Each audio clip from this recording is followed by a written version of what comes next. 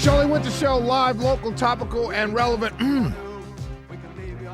On the phone with us, when you hear that music, you know it's Wednesday. It means it's 8:06 in Carrollton, Bordeaux. Former Gwinnett County Congresswoman joins us every Wednesday. And, boy, guys, if you're real hardcore on the right, get ready to be mad, because she's going to gloat. But before that, Carolyn, hold on 1 second, if you don't mind, my sister. They have food in the kitchen that has been there since this morning from Kosher Gourmet. And they have some, I mean, it is the softest pastrami I've ever had in my life. Shout out to them. I've been picking on it all day. And it's been there since this morning. I think it came this morning. And it is so good. I'm sorry, Carolyn. I just had to say that. That's why it took me so long to come on, because I just taken a bunch of pastrami. Oh, my God. It's the softest pastrami. You know, pastrami's hard to have. That's good stuff. That's good stuff. That's good stuff. Good stuff. All right, my sister. I'm going to just turn it over to you. I talked to Charlie Bailey earlier. We talked about special election district 121. I just had in studio my good friend and brother Josh McCoon, chairman of the Georgia GOP, talking about the same race. I want to talk to you about Miami. Miami. All right. Yes. So that was a big race, and I'm not gloating. I would rather we address the issues than win, per se, right? I want people to be taken care of. And I think the reason Democrats are doing well is that there's some real economic problems that people are facing. There's some real healthcare problems. There's some real problems of rising prices. And I can go on. There are other things, too. It's certainly Miami, right? This is a deal where the Republicans, Trump, had really pulled a lot of Hispanic voters into the Republican coalition. And he is hemorrhaging them. And, you know, one of the things you're seeing, one of the reasons is you have these masked ICE agents out, you know, tackling people who look Hispanic. Something like 20% of our population looks Hispanic, right? And they're American citizens. And so you have a lot of, and the Supreme Court basically ruled, okay, racial profiling is fine, but there's a real cost when you do that because it really pisses people off. And you're down there in Miami that is very heavy Hispanic. It's Cuban. There's a big Venezuelan community down there. There are a lot of people down there who don't appreciate the way that this is unfolding. So, so that was a big deal. This is Eileen Higgins. This was a city that Kamala barely won. It's been 30 years since a Democrat has won the mayorship there.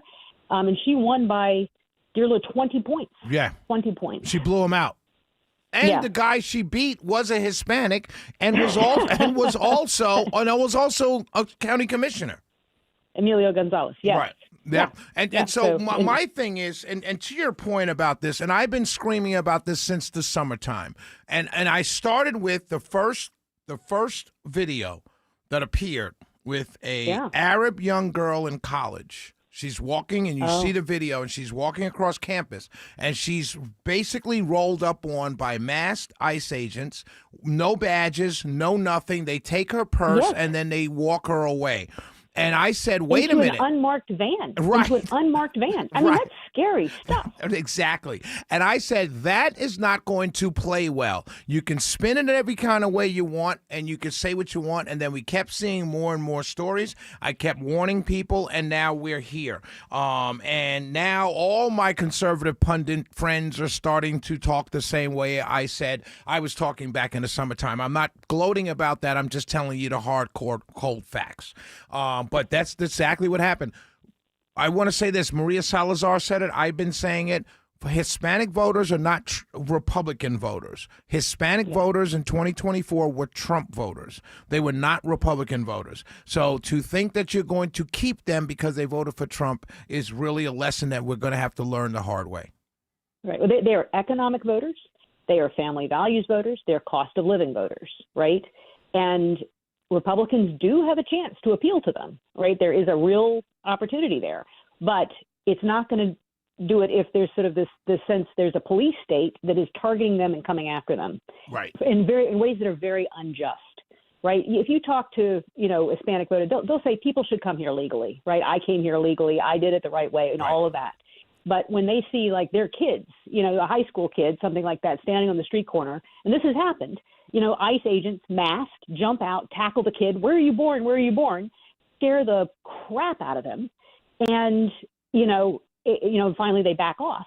But that kind of activity, that kind of behavior, right, that has a ripple effect and repercussions throughout the entire community. Absolutely. And not only that, for many of them, they left those kind of countries. That's why exactly. they came here. Oh, yeah.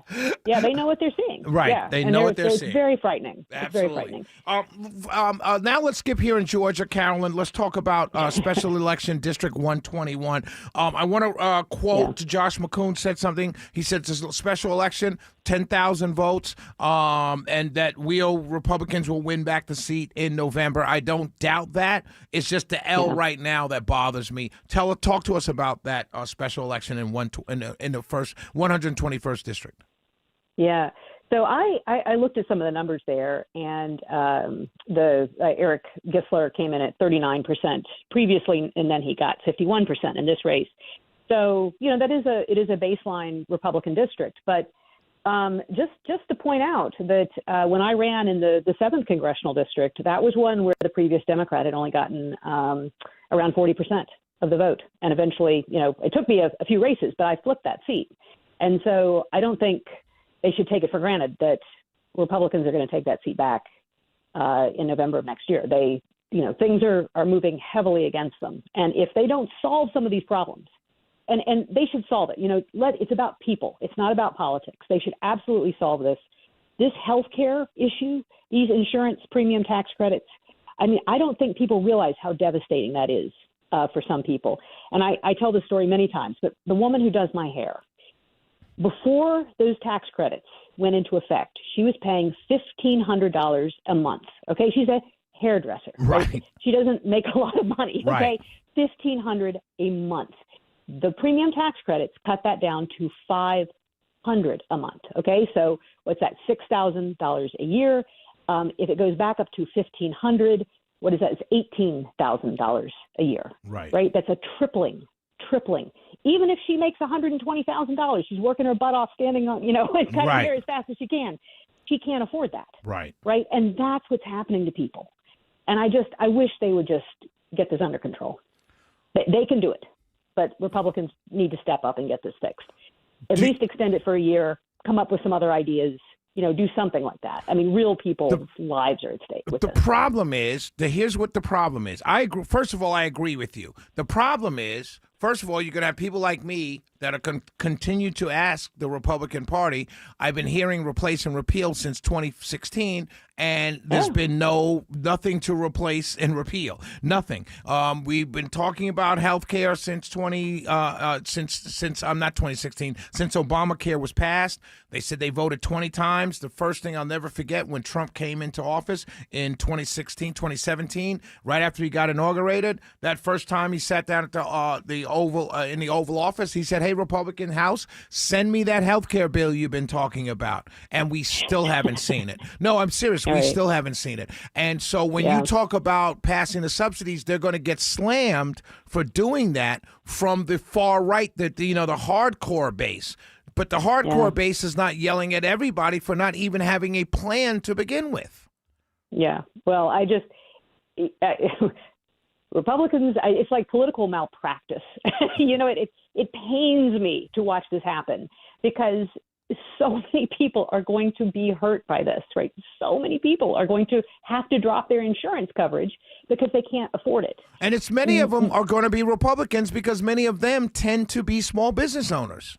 That's right. It is the self-employed kind of people it's older, a little bit older, right? Because health insurance is more expensive if you're, 55 and older. Exactly. Those are the people who are going to get clobbered, hard-working people. And anyway, so I just think at this point, what they did, a few years ago is water under the bridge now. I think what they need to do right now is buy themselves some time and then come up with another plan. Yeah, we'll see. And they can do that. Yeah. We'll see. Carolyn Bordeaux, my sister. You didn't gloat. Right. I thought you were going to gloat some more. I was hoping that you'd gloat a little bit more. But it's okay. That's why I love you. You don't gloat. I would have gloat. I would have gloated. I would have. I would have shouted from the rooftops. I told you so. I wish people would address the problem. And I'm in Washington these days a lot, and meet with Republicans. I'm talking about trying to get the budget balanced right. I really want to make some progress there, but I'm like, please, I want you to pay for this. I want you to pay for it, right? I want you to pay for it. But can you not find a way to fix this? Right. And it's just they just cannot seem to pull it together. So anyway, yeah. My sister, all right, well, Callan Bordeaux, good to be on. Good talking to you. You have a wonderful weekend. You too. Take care. Thank you. When we come back, ladies and gentlemen, I want to talk about now we're seizing tankers. Let's talk about that.